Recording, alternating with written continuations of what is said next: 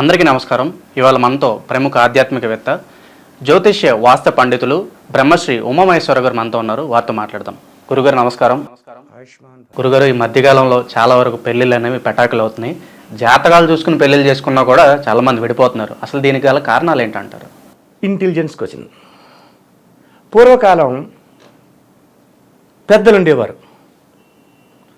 పెద్దలు ఉన్నారంటే పెద్దల్లోని తాత ముత్తాత ఉండేవారు. వాళ్ళు వచ్చిన తర్వాత అటు 7 తరాలు ఇటు 7 తరాలు అని ఎతికేవారు. 7 తరాలు ఎతికేవారు. 15 రోజులు పెళ్లి చేసేవారు. 15 రోజులు పెళ్ళి, ఒక్కొక్క తంతు ఒక్కొక్క రోజు చెప్పిన 15 రోజులు అయింది. 16వ రోజు నాడు విఘ్నేశ్వరుడు బియ్యం కట్టిన బియ్యాన్ని విప్పి పరమన్నం వండి ఆ పరమన్నాన్ని అంతవరకు ఈ యొక్క పెళ్లికి వచ్చిన బంధువర్గం అంతా ఉండాలి, వాళ్ళందరికీ పెట్టి ఆశీర్వదించి పెళ్లికి నూతన వధూవరులను ఆశీర్వదించి వెళ్ళేవారు. ఆ తర్వాత కొన్ని రోజులు అయింది. 15 రోజులు పెళ్ళిళ్ళు పోయినాయి. 5 రోజులు పెళ్ళి వచ్చింది. 5 రోజులు పెళ్ళి వచ్చింది. 5 రోజుల్లో కూడా అప్పుడు కూడా జాతకాలు చూసారా? చూడలేరు. 5 రోజుల పెళ్ళిళ్ళలో కూడా జాతకాలు చూడలేదు. అబ్బాయి తల్లి ఎవరమ్మా, అమ్మాయి తల్లి ఎవరు, తండ్రి ఎవరు, మీ ఇంటి పేరేంటి, వాళ్ళ ఇంటి పేరేంటి అని ఇలా వివరాలు అడిగేవారు. ఓహో, వీళ్ళు పలానా వాళ్ళు, వీళ్ళు పలానా వాళ్ళు, వీళ్ళు ముత్తాత గారు పలానా చోట ఉండి చాలా గొప్ప విషయాలు చేశాడు, ఎంతోమందికి ఉపయోగపడ్డారు, చాలా మంచి కుటుంబం రా, ఆ కుటుంబంలో పుట్టిన వాళ్ళు ఎప్పుడు మంచిగానే ఉంటారు అని ప్రశంసించి పిల్లడికి బాగున్నారు, పిల్లకి పిల్ల నచ్చాడా, పిల్ల నచ్చిందా అని అడగవలసిన అవసరం లేదు. ఇక్కడ పెద్దల నిర్ణయం, ఆ పెద్దల నిర్ణయంతో వివాహం చేసేవారు. చక్కగా కాపురం చేసుకునేవారు. అయిపోయింది. తర్వాత 3 రోజులు పెళ్ళి వచ్చింది. 3 రోజులు పెళ్ళి వచ్చినప్పుడు ఇక్కడ తేడా వచ్చింది. ఈ 3 రోజులు పెళ్ళి వచ్చినప్పుడు అబ్బాయి ఎంటెక్ చేసాడు. కట్నం ఎంత ఇస్తారు? ఇది వచ్చింది. ముందు కుర్రోడికి నక్షత్రం ఏంటి, లగ్నం ఏంటి, విధానం ఏంటి, ఇది అడగలేదు. మీ అమ్మాయి మా అబ్బాయిని వచ్చారు కాబట్టి కట్నం ఎంత ఇస్తారు? 50 లక్షలు ఇస్తారా, 30 లక్షలు ఇస్తారా, 20 లక్షలు ఇస్తారా అని కట్నం మీద ఆధారపడ్డాడు. ఆ తర్వాత నా బాటుడు ఎవడో కొంచెం మధ్యలో ఉంటాడు. కట్నం గురించి మాట్లాడుకుంటే ముందు జాతకాలు కొంచెం చూసుకోండి. జాతకాలు చూశారు.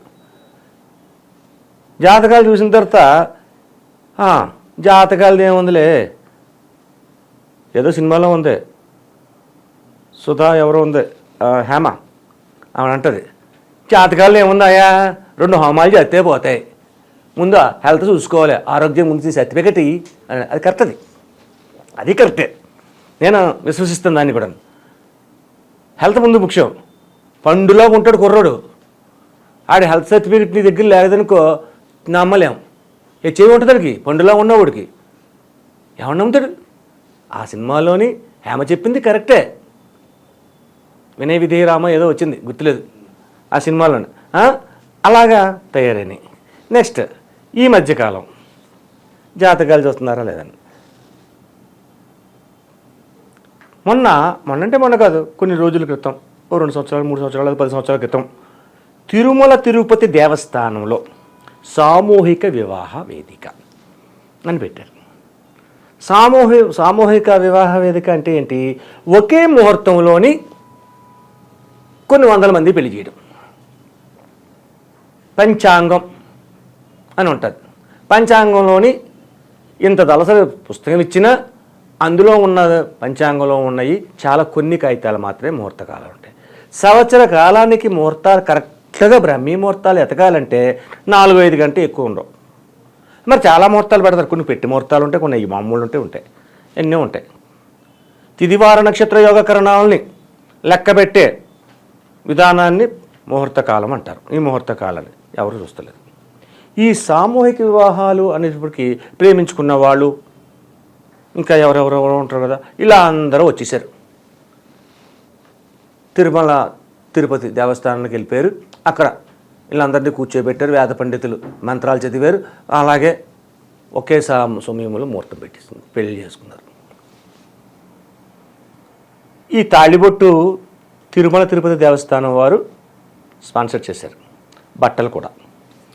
ఆ రోజునాడు భోజనాలు, తిరుమల తిరుపతి దేవస్థానంలో ప్రతిరోజు భోజనాలు ఉంటాయి. ఆ రకంగా చేశారు. కానీ అది కరెక్టా? ఒకే ముహూర్తంలో అన్ని 100 మందికి పెళ్లి చేయడం అనేది కరెక్ట్ కాదు. వాళ్ళు నిలబడ్డారా? నిలబడరు. వాళ్ళ ముహూర్త బలం లేదు కాబట్టి విడిపోయారు. చాలామంది విడిపోయారు. మా దగ్గరికి చాలామంది కౌన్సిలింగ్కి వచ్చారు, చేయలే చచ్చాను చాలామందికి. కాబట్టి వివాహం చేసే ముందు అమ్మాయి తరపు విధానం, అబ్బాయి తరపు విధానం, పెద్దల విధానాన్ని క్షుణ్ణంగా పరిశీలన చేయాలి. తప్పనిసరిగా జాతకములోని భావాన్ని మనం తీసుకోవాలి. ఏ భావాన్ని తీసుకోవాలి? పంచాంగం చూపించామండి, పంతులు గారు 18 గుణాలు వచ్చాయన్నారు, 18 గుణాలు వస్తే సరిపోతాయి అన్నారు, కానీ మా వాళ్ళకి 28 గుణాలు వచ్చాయండి, అందుకని చేసామంటారు. ఏంటి గుణాలు? అవన్నీ బఠానీలా నోట్లేసి నవ్వడానికి? ఆ గుణాలతో పని లేదు. చూడవలసిన ఇంకా చాలా ఉన్నాయి. అవన్నీ చూడాలి అంటే షష్టాష్టకం అని ఉంటుంది. అంటే షష్టాష్టకం అంటే లగ్నం నుంచి షష్టాష్టకం కాదు, రాశి నుంచి షష్టాష్టకం అనేది ఉంటుంది. మేషరాశిది ఉన్నారు, ప్రథమంగా మేషరాశి తీసుకున్నారు. మేషరాశికి షష్టం అంటే ఏదైంది? కన్యరాశి అయింది. తర్వాత 8వది వృశ్చిక రాశి అయింది. మేషరాశి గారికి కన్యారాశి, వృశ్చిక రాశి. ఈ మేషరాశి వారికి వృశ్చిక రాశికి ఉన్న జాతకులు పనికిరారు, చేయకూడదు.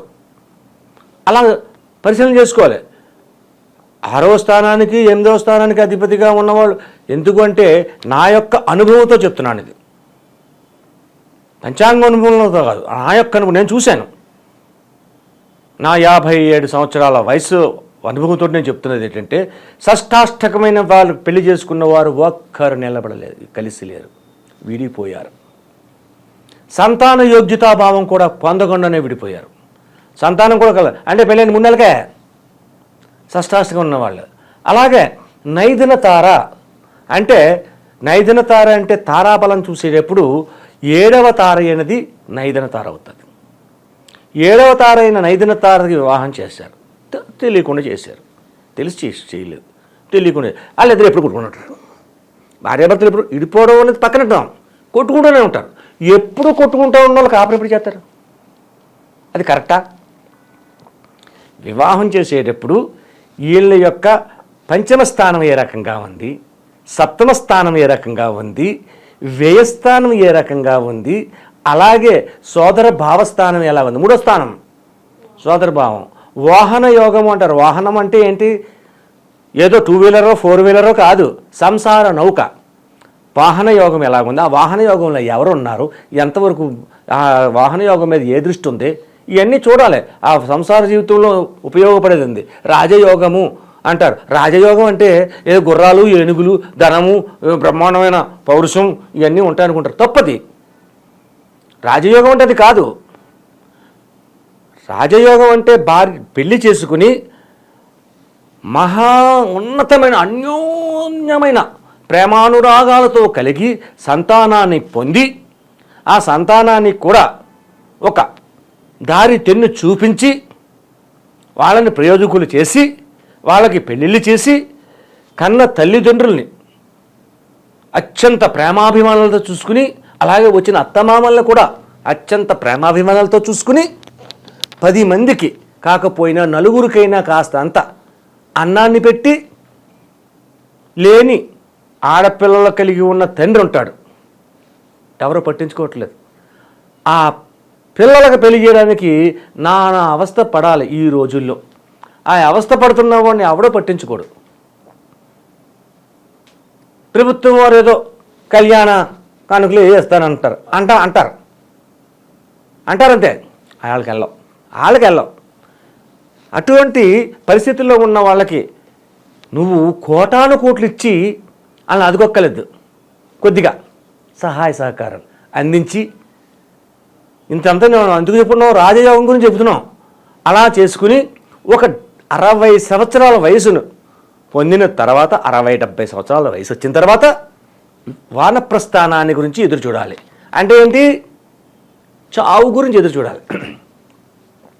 కృష్ణారామ శ్రీరామచంద్ర, నేను ఇంతవరకు మంచిగా చేశానయ్యా, నేను ఎవరికి ద్రోహం చేయలేదు, నాకు చేతనైనంత వరకు నేను చేశాను, అంతవరకు నిజాయితీగా నిక్కచ్చిగా ఉండి అలా చేసుకుంటున్నవాడు జీవితంలో ఏ విధంగా వడదలుకులు లేకుండా రాజయోగాన్ని పొందడం అంటారు. దాన్ని రాజయోగం అంటారు.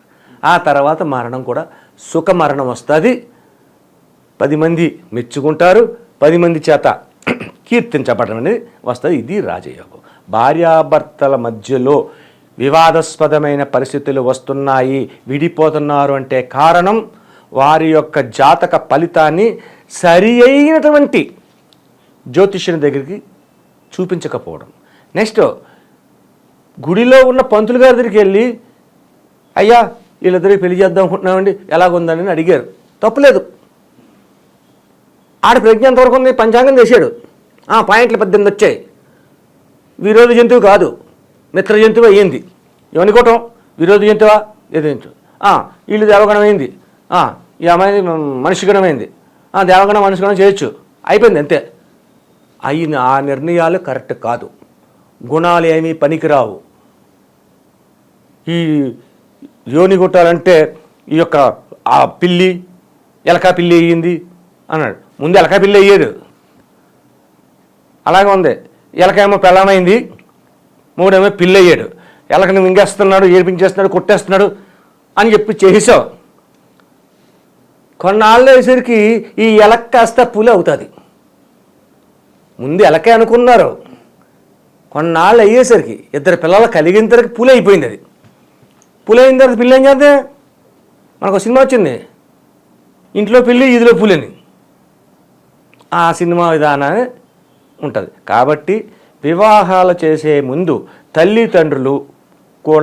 తల్లిదండ్రులతో పాటు వధూవరులు కూడా ధనానికి లేకపోతే ఇంకొక దానికో ఆశించి, కట్న కానుకలు ఆశించి, అంటే ఇప్పుడు బొత్తిగా ఓల్డ్ ఏజ్ ఎవరైనా ఉన్నారా, మీ అమ్మ నాన్న ఉన్నారా, ఉంటే నాకు వద్దు, ఇలా తయారైపోయింది. మీ ఇంట్లో వేస్ట్ ఉందా? తల్లిదండ్రులు వేస్టా? ఆవిడ పెళ్లి చేసుకోం. పెళ్ళికొడుకు తాలూకు కూడా ఏమన్నాడు, మా అబ్బాయి foreign job, monthly 5 lakhs, 1 per month 5 lakhs salary, కాబట్టి మీ అబ్బాయికి ఎంత ఇస్తావు, మీ అమ్మాయికి ఎంత ఇస్తావు? ఈ కాదు, ఇవాళ బతుకులు నిలబెట్టావు, ఎడగొడతాయి. చూడవలసింది ఏంటంటే సుసంప్రదాయమైన విధానం చూడండి. ధనానికి ఆశించకండి, ధనాన్ని కట్న కానుకల గురించి కోరుకోకండి, గుణాన్ని ఆశ్రయించండి. గుణం ప్రధానం, ధనం ప్రధానం కాదు, గుణం ప్రధానం.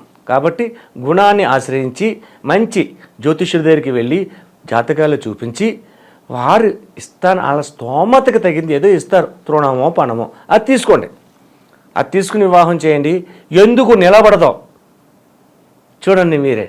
నేను చెప్పింది అక్షర సత్యం. కాబట్టి ప్రతి వ్యక్తి కూడా ఈ యొక్క విధానాన్ని ఆచరిస్తే 3 పువ్వులు 6 కాయలుగా విలసిల్లి ప్రతివారు ఆనందకరమైన జీవితాన్ని పొందుతారు. జాతకాలు చూసి చేసుకున్న దంపతులు ఎందుకు విడిపోతున్నారో చాలా చక్కగా వివరించారు గురుగారు. ధన్యవాదాలు. ఆయుష్మాన్ భవ.